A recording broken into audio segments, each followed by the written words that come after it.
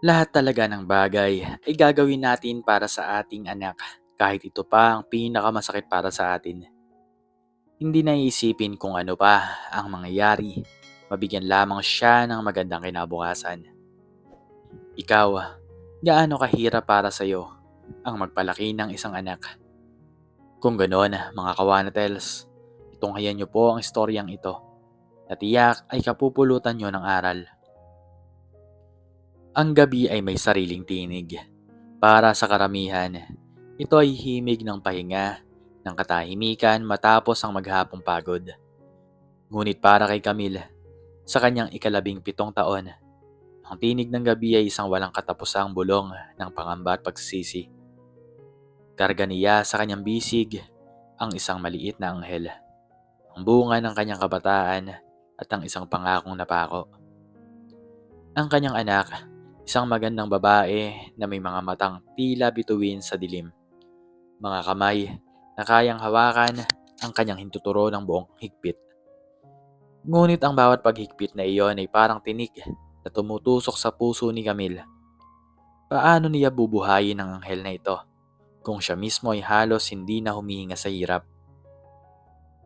Patawarin mo si nanay, anak. Bulong niya sa natutulog na sanggol. Ang mga luhay isang pumapatak sa maliit na kumot nito. Hindi ko kaya. Hindi ko pa kaya. Si Marco, ang lalaking nangako sa kanya ng buwan at mga bituin, ay naglahong parang bula ng malaman nito na nagdadalang tao siya. Iniwan siya nito sa isang mundong hindi niya alam kung paano haharapin. Kasama ang kanilang ina na may sakit at ang kahirapang unti-unting lumalamon sa kanilang pag-asa. Ang tanging pagkaing meron sila ay lugaw na halos tubig na lamang ang laman. Ang bubong ng kanilang barong-barong ay may butas na tila mga matang nakatingin sa kanilang kaawa-awang kalagayan. Sa tuwing uulan, ang mga patak ay sumasabay sa pag-iyak ng kanyang sanggol. Isang gabi, habang yakap ang anak na nilalagnat at walang tigil sa pag-iyak, isang desisyon ang nabuo sa isipan ni Camille. Isang desisyong dudurog sa kanyang pagkatao, ngunit sa kanyang paniniwala ay siyang magliligtas sa kanyang anak. Dahan-dahan siyang tumayo, inagka ng noo ng kanyang ina na maimbing na natutulog sa banig at lumabas ng kanilang munting dampa.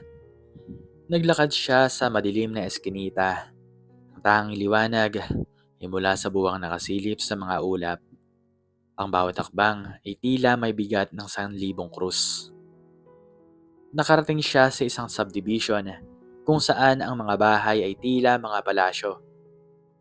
Huminto siya sa harap ng pinakamalaki at pinakamagandang bahay na nakita niya.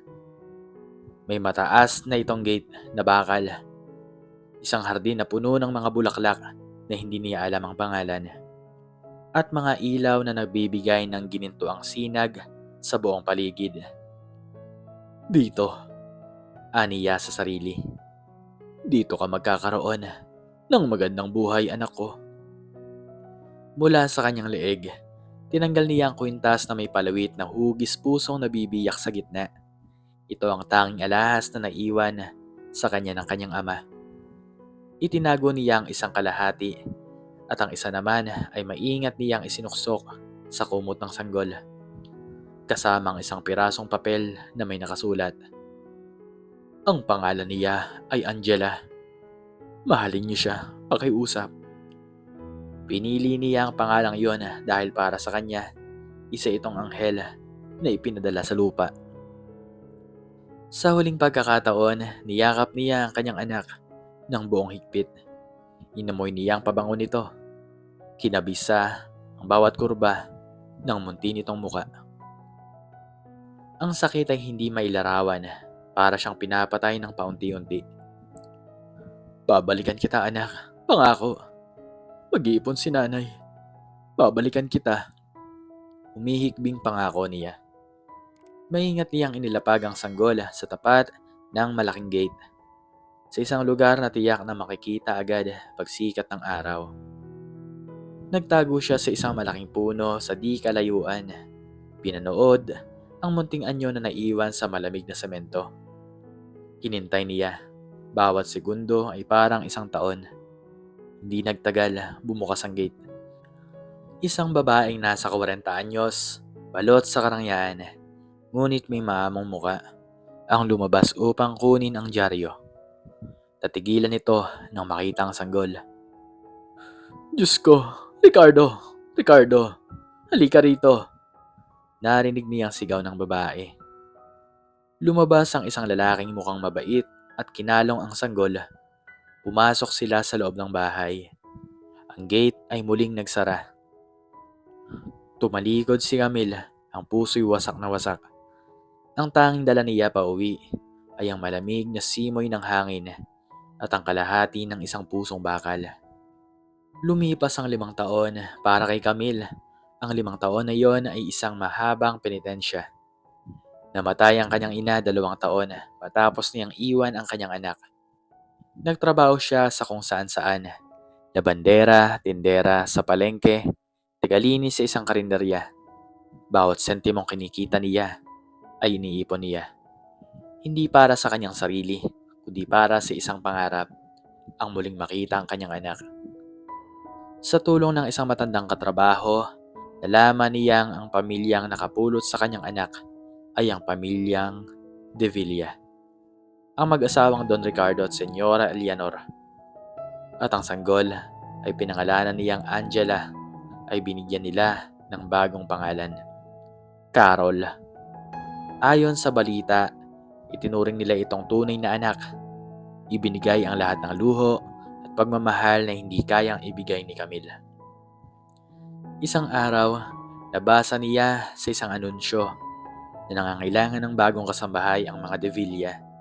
Walang pag-aalinlangan, nagtungo siya roon. Ang puso niya ay kumakabog na parang tambol habang nakatayo sa harap ng parehong gate kung saan niya iniwan ang lahat-lahat sa kanya. Anong kailangan mo, Ineng? Tanong ng gwardya. Nag-a-apply po ako bilang kasambahay. Sagot niya. Pilit na pinapakalma ang nanginginig na boses. Pinapasok siya at dinala sa opisina ni Senyora Eleanor. Ang babaeng nakapulot sa kanyang anak ay mas gumanda pa. Nginitian siya nito. Maupo ka, Camille. Tama ba? Tanong ni Senyora Eleanor habang tinititigan ang kanyang biodata. Opo, Senyora. Magalang niyang sagot. Wala kang pamilya? Napalunok si Camille. Wala na po, Senyora. Namatay na po ang nanay ko. Ulila na po ako. At iniwan ko ang anak ko. Gusto niyang idagdag. May karanasan ka naman sa paglilinis at pagluluto. Ang pinakamahalaga sa akin ay ang katapatan at ang pagiging masipag. At higit sa lahat, ang pag-aalaga sa anak ko, si Carol, buhay namin ng asawa ko. Naramdaman ni Camille ang pag-init ng kanyang mga mata. Makakaasa po kayo, Senyora. Aalagaan ko po siya na parang kapatid. Natanggap siya sa trabaho. Sa unang araw niya ay tila isang panaginip. Habang naglilinis siya ng sala, isang maliit na batang babae ang tumatakbong pumasok. Nakasuot ng uniforme mula sa isang mamahaling eskwelahan. Mayroon itong 2 tirintas sa buhok at isang ngiting kayang magpaliwanag ng pinakamadilim na silid. Mommy, I got a star in my drawing. Masayang sabi ng bata. That's wonderful, sweetie. Sabi ni Senyora Eleanor at hinalikan ito sa pisngi. Napatingin ang bata kay Camille.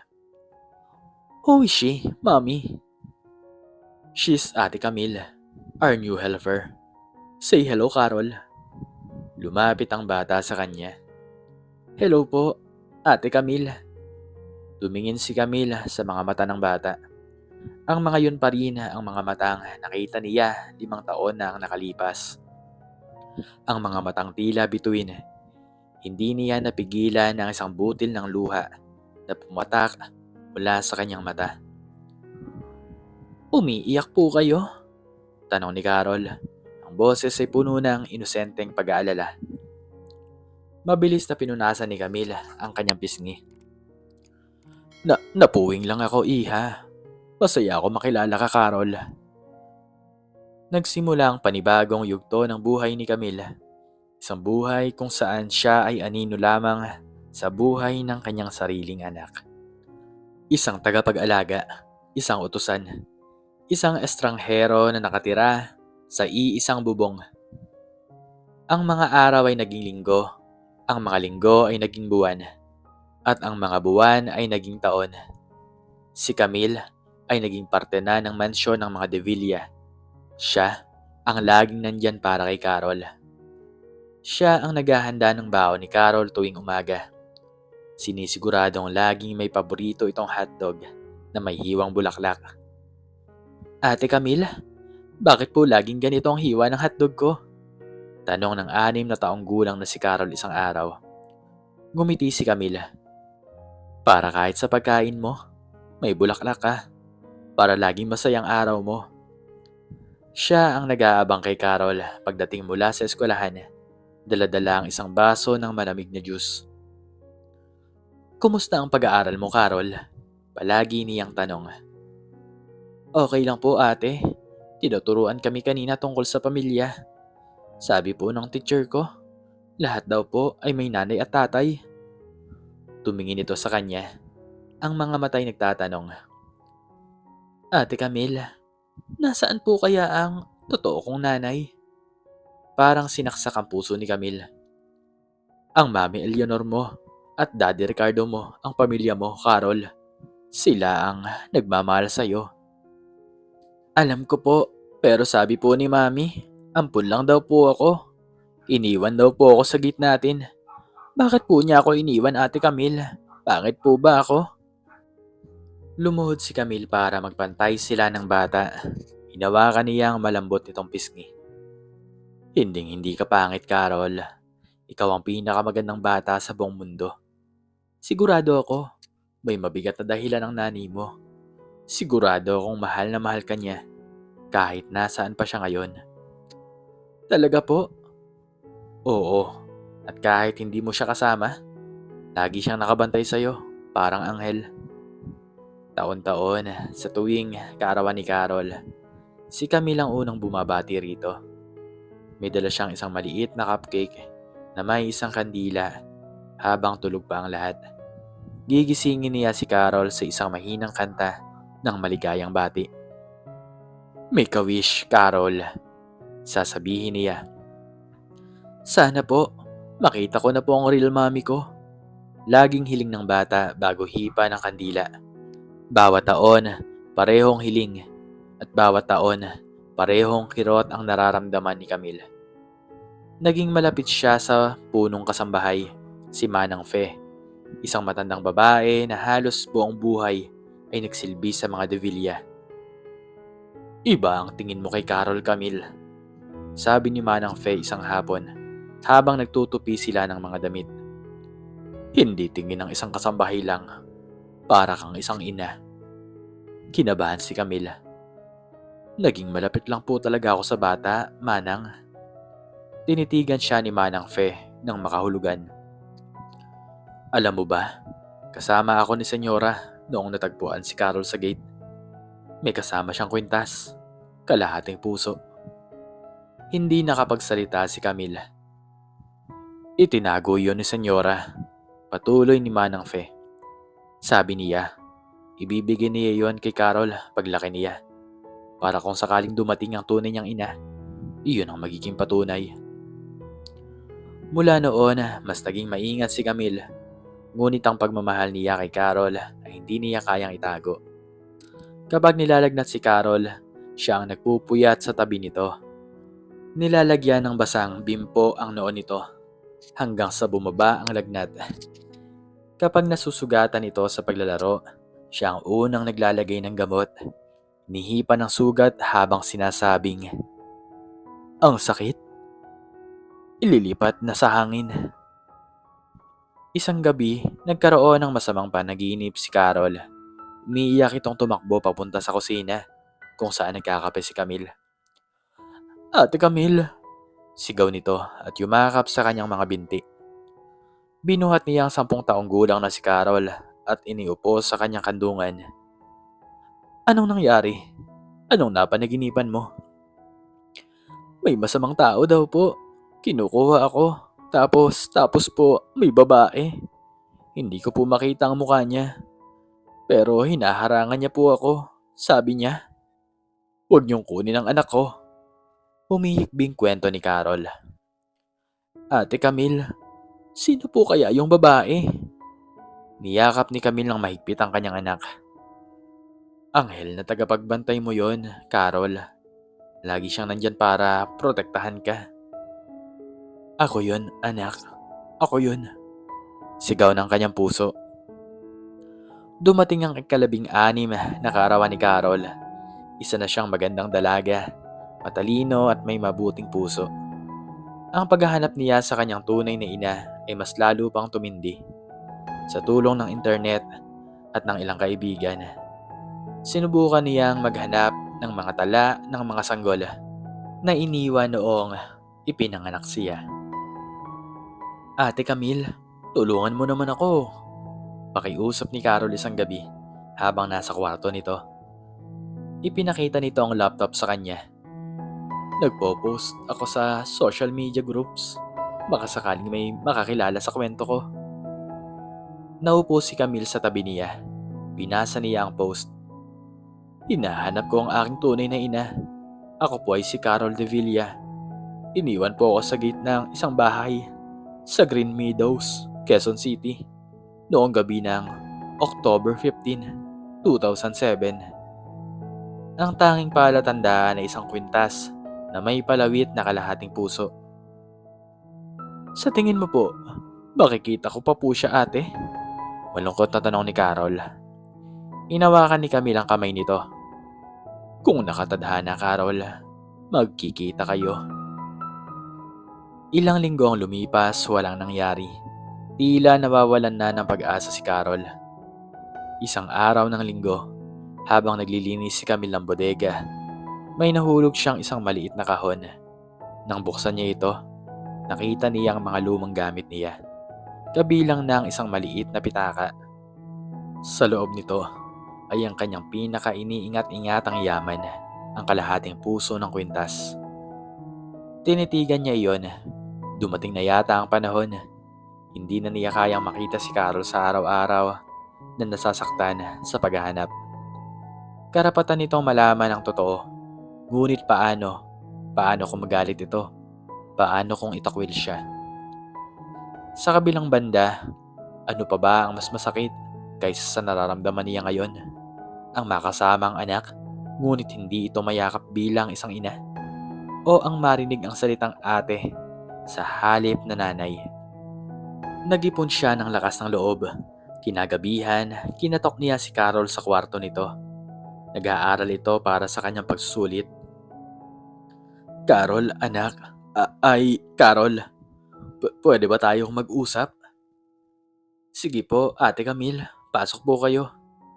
Mukha itong pagod at malungkot. Wala pa rin pong balita tungkol sa tunay kong nanay. Umupo si Camille sa kama, sa tapat ni Carol mismo. Ang kanyang mga kamay ay nanginginig. Ang kanyang puso ay sasabog na sa kaba. Carol, may kwento ko sa'yo. Panimula niya. Tungkol sa isang batang babae. 17 anyos pa lang siya. Nagmahal siya. Pero niloko siya. Nagbunga ang pagmamahalan nila. Isang magandang sanggol na babae. Nakinig lang si Carol. Ang mga mata nito ay nakatuon sa kanya. Pero napakabata niya, Carol. At napakahirap. Walang-wala siya. May sakit ang nanay niya. Halos wala silang makain. Tiningnan niya ang anak niya. At alam niyang hindi niya kayang ibigay ang buhay na nararapat dito.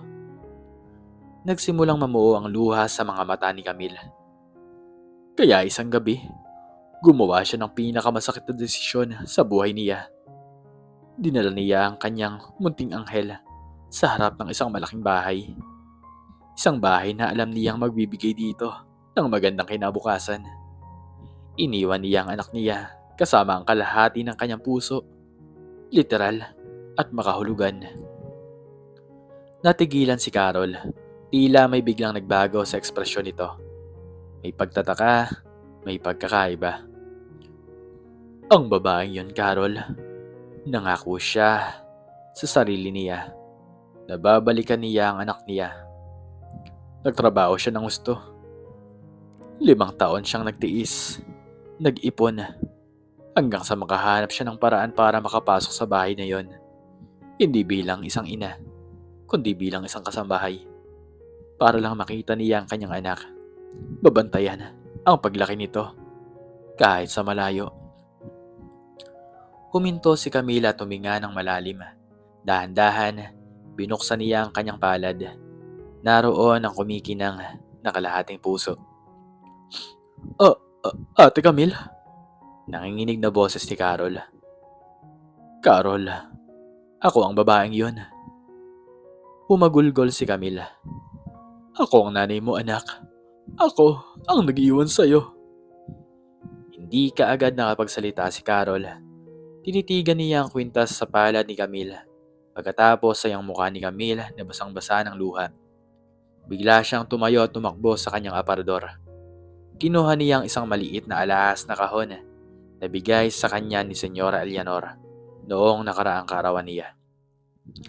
Sa loob noon, naroon ang kaparehong kalahating puso. Kinuha niya ito at dahan-dahang inilapit sa palad ni Camille. Naglapat ang 2 piraso. Perpektong naglapat, isang buong puso. Ang lahat ng mga alaala ay biglang bumalik kay Carol. Ang hotdog na laging may hiwang bulaklak. Ang mga gabing binabantayan siya ni Camille kapag may sakit siya.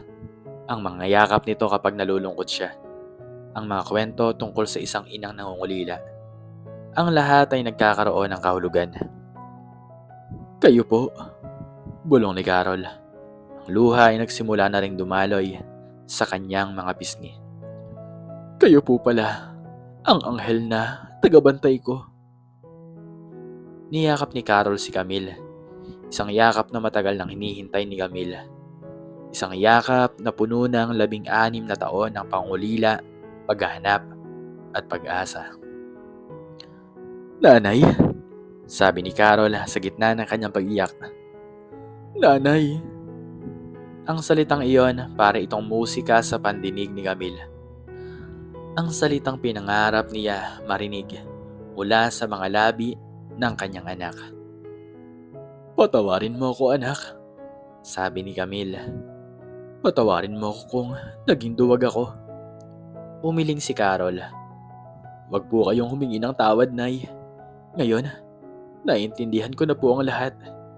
Ginawa niyo po yun dahil mahal niyo po ako. Nag-usap sila ng magdamag. Ikuwento ni Camille ang lahat. Ang tungkol kay Marco, ang kahirapan, ang sakit ng nag-iwan sa kanya. Ikuwento naman ni Carol ang buhay niya, ang pagmamahal na natanggap niya mula sa mga Devilla, at ang patuloy na butas sa kanyang puso na laging naghahanap ng kasagutan. Kinabukasan, magkahawa kamay nilang hinarap sina Don Ricardo at Senyora Eleanor. Sa una, nabigla ang mag-asawa. Ngunit ang makita nilang katapatan sa mga mata ni Camille at ang pagtanggap sa mga mata ni Carol, napalitan ito ng pag-unawa. Camille, nagsalita si Senyora Eleanor. Ang boses ay may halong emosyon.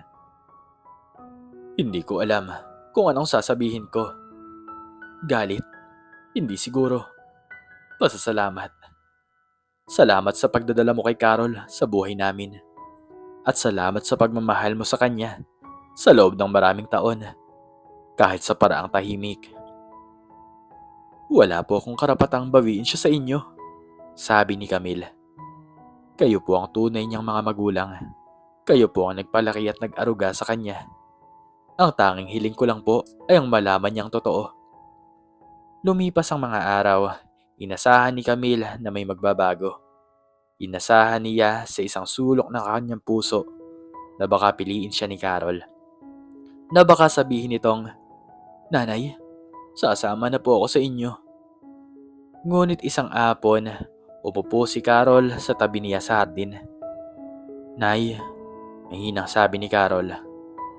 Anak, nag-isip po ako ng mabuti, sabi ni Carol. Hinawakan ng kamay ni Camille. Mahal na mahal ko po kayo. Kayo po ang inang nagluwal sa akin. At habang buhay ko pong tatanawin na utang na loob ang sakripisyo nyo. Hindi po magbabago yun. Hinintay ni Camille ang kasunod.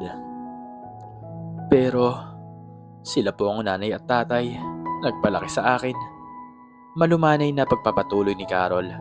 Ang mga matay may bahid ng lungkot. Ang bahay na ito, ito na po ang kinagisnan kong tahanan. Sina mami at daddy. Sila po ang kinilala kong magulang. Hindi ko po kayang iwan sila. Bawat salita ay tila isang patak ng asido sa puso ni Camille. Ito ang katotohanang kinakatakutan niya. Ngunit sa kalooban niya ay alam niyang mangyayari. Ang sakripisyo niya ay naging matagumpay. Masyadong naging matagumpay. Binigyan siya ni Carol ng isang buhay na napakaganda. Isang pamilyang napakabuti. Isang buhay at pamilyang hindi na siya kasama. Ngunit sa kabila ng sakit, nakita niya ang respeto at pagmamahal sa mga mata ng anak niya. Di siya itinakwil, tinanggap siya. At yun sa ngayon ay sapat na. Pinilit ni Camille ng umiti. Naiintindihan ko anak, at yun ang tama. Yun ang gusto ko para sa'yo, ang maging masaya ka. Magiging parte pa rin po kayo ng buhay ko nanay, palagi, sabi ni Carol.